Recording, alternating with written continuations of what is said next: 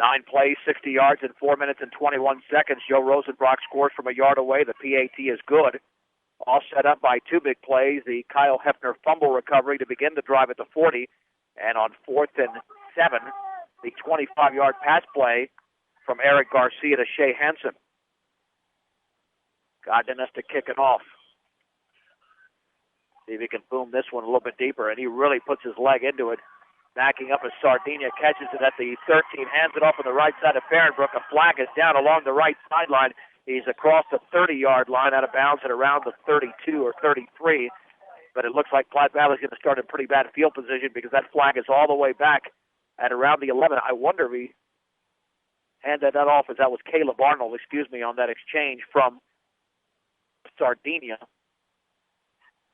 And we'll see what that's all about. I thought he handed it off forward. Instead, that's exactly what happened. Illegal forward. You got to hand it. It's got to be a lateral, and that's not what Sardinia did. He handed it off forward to Caleb Arnold, and that handoff took place inside the 15-yard line. So Platte Valley is going to be. Well, it looks like the ball's being marked at around the 10, unless they're still going to walk it back. Yeah, that's a painful penalty there by Platte Valley. They're going back to some more tricks. We've seen the swinging game. We saw a halfback pass to start the game, a reverse or onside kick, and now a reverse on the kickoff. And this time one of their tricks kind of caught up with them. Adam Ainge in a shotgun. One setback. 1st and 10 for Platte Valley at their own 10-yard line, and there's the give left side and very little yardage, if even any. The carry there went to Sean Moore, the 5'7", 175-pound senior. Like Skylar Seawald was in on that hit. And officially, no gain. 2nd down and 10 with under 6 minutes to go in the opening quarter. Platte Valley leads 8-7. With Platte Valley lining up in that spread offense, Brush hasn't been able to settle into the 5-2 they're used to running. It's more of a 4-2 sort of look because one of their defensive ends has to go out there and cover one of the slot players. Ainge in a shotgun, and he's going to take off with the football, running to his right, breaks out of a tackle, but not for long, and he's down at the 13-yard line.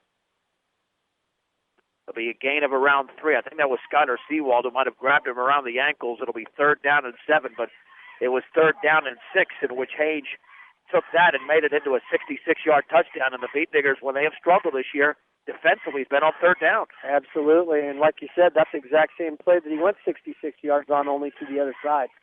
3rd down and 7 to go. Platte Valley with a football at their own 13, lining up along the right hash mark. 2 receivers split each side. And on 3rd down, back to throw is Haynes. Set. He's getting pressured. Runs out of it to his left. Throws on the run. The pass incomplete. At around the 23-yard line, defended by Tanner Morrow. And believe it, the intended receiver out there. I don't know if that was Blackman. Yeah, I think it was.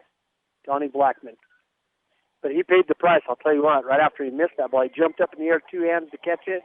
It was about a yard over his hand, and Tanner Morrow just lit him up. Yeah, actually, it was Farrenbrook, the intended receiver. But either way, the Beat Diggers make the stop, and Josh Martinez standing at his goal line with Joe Rosenbrock at his own 46. There's a heavy pressure. He gets it off. Rosenbrock's going to let that ball bounce at around the 49-yard line at Platte Valley. It takes a huge Platte Valley roll inside the 40 to the 36.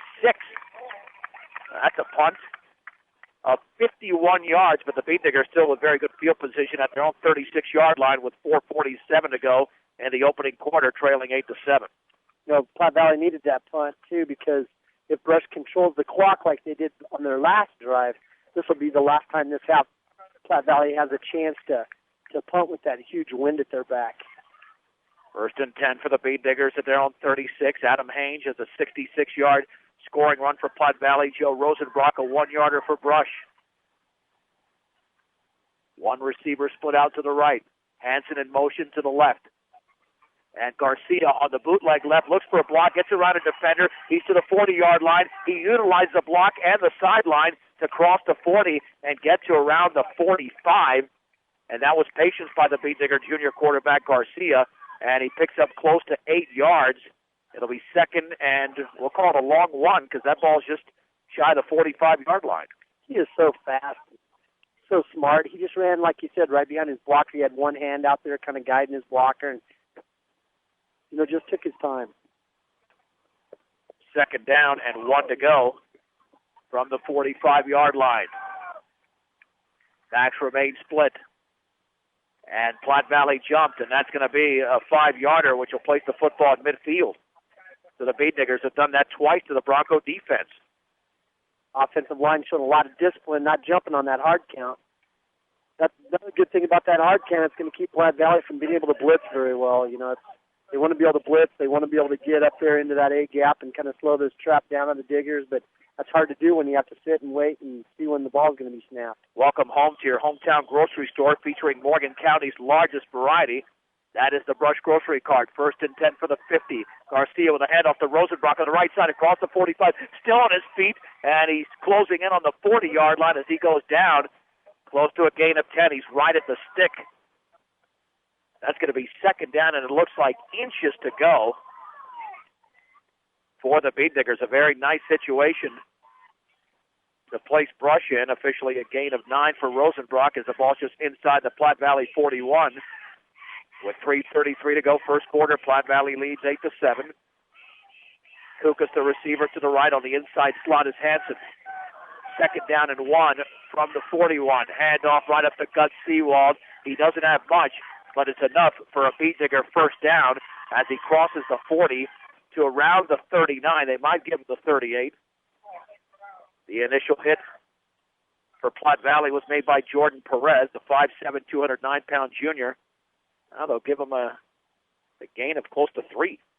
The Platte Valley defense has got to be causing a little bit of confusion for the offensive line as they're stemming a lot up there. They're moving around, and linebackers are acting like they're going to blitz, and then they don't, and causing some confusion there for the line. Trips to the left on 1st and 10. Garcia rolling left, and now he's trying to get out of a rush. He's to the 35-yard line, switches to the right side to the 30, and he's down right there.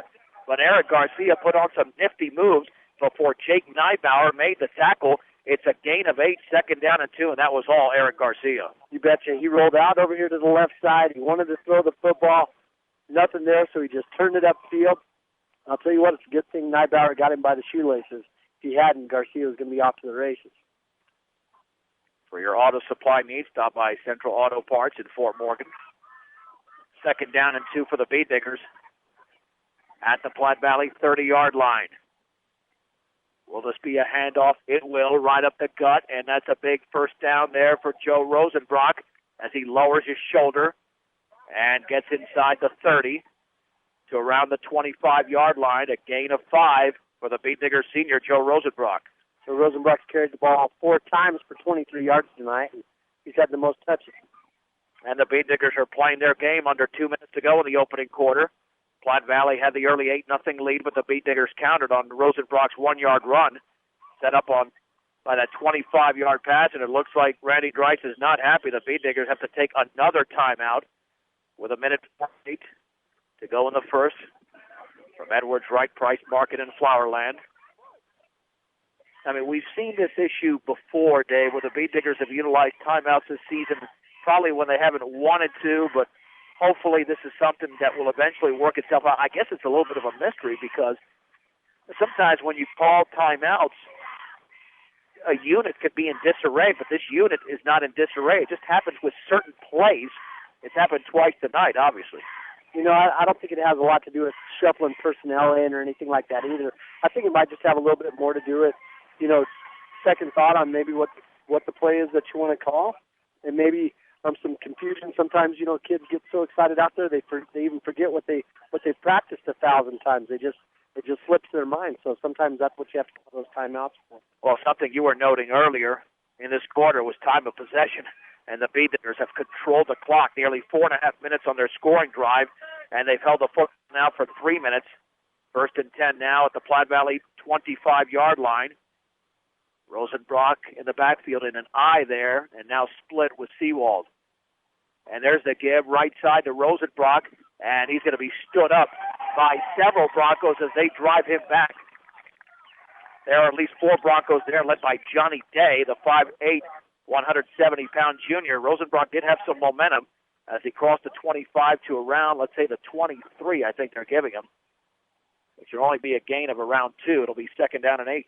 You know, Rush had a split on that side, and then the slot C.J. Kukas was over there. So they kind of tried to run that dive over to the weak side, which is good because it makes Platte Valley reevaluate which side they want to call strength to. 2nd down and 8 from the 23.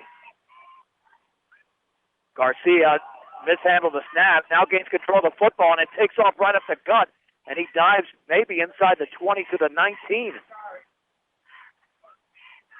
Well, that was certainly unconventional. Garcia never got the clean snap, but still was able to pick up yardage before Neibauer made the tackle. It'll be a gain of around 3, 3rd and 5 from just inside the Platte Valley 20. B-Diggers got a break there. They sure did. I think he was kind of juggling it as he dropped back. He got about 2 yards back behind the center before he finally regained possession, but he was so smart he didn't try to finish the play. He just ran straight ahead and turned nothing into something. 3rd down and 5, just inside the Platte Valley 20. 2 receivers out to the left, 1 to the right. And Garcia's going to roll left. Is he going to throw? He will throw along the sideline. It passes through the hands of the intended receiver, Hansen, at around the 7-yard line. Incomplete, a little bit of a high pass. But the B-Diggers, as they did earlier in this quarter, will go for it on 4th down. Yeah, it was a little bit high, but tell you what, he rolled left. He's right-handed quarterback throwing left. That's kind of a hard thing to do. Still a decent pass. It'll be 4th down. And the scoreboard says 4 to go, just shy of the 19, so we'll go with that. B-Diggers have to get to the 15-yard line. Kukas, the receiver, to the right. And the B-Diggers pull it off again on 4th down. Garcia on the bootleg right, looks for a block. He's got the sideline to the 15. He's got a first down as he crosses the 15 to around the 10-yard line, maybe shy of the 10 and around the 11. But the B-Digger drive continues with 13.1 seconds to go in the opening quarter. It's a gain of 7. Oh, let's see. They're going to place that at the 11. A gain of 8 for Garcia. 1st and 10. This will be the 10th play of the drive coming up. That was a perfect call in that situation. As Platte Valley, right before they rush snapped the ball, all their linebackers and even their DBs ran up there really close like they were going to blitz everybody. And they had everybody inside the box. Garcia carried it outside the box and gets the first down. We played 1 quarter in Kersey with the score. Platte Valley 8, Brush 7. This is 10-10 KSIR and KSIR.com.